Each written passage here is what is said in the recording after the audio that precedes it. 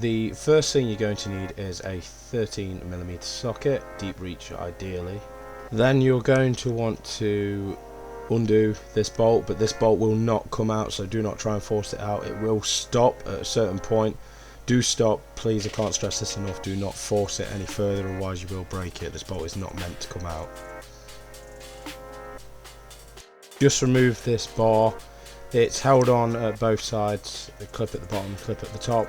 Then you want to remove this sensor. You push down on that little tab, as you can see, and pull that out.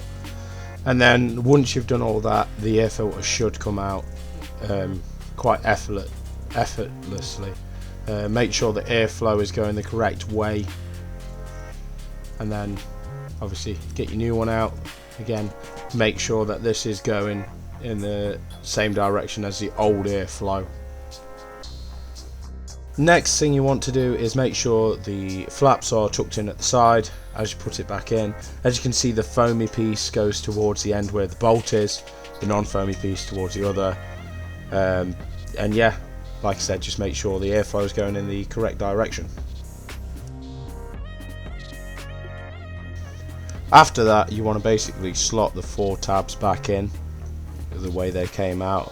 Once you've slotted them in, it should pretty much fall into place quite nicely, and then you can start putting the thing back together. Connect the sensor back up, and this should make a click, or you should just genuinely feel it go in properly. And then you want to pull the bar across just like you took it off. It just goes over those 2 pegs there. Again, it should make some sort of clicking noise, and then you or again you'll feel it. And then with the bolt, it's exactly the same as when you brought it off. You'll feel it come to a stop. Do not force it past that point, because like I say, you will break it. You don't want to do that. But that is how to replace pollen filter on a BMW E61.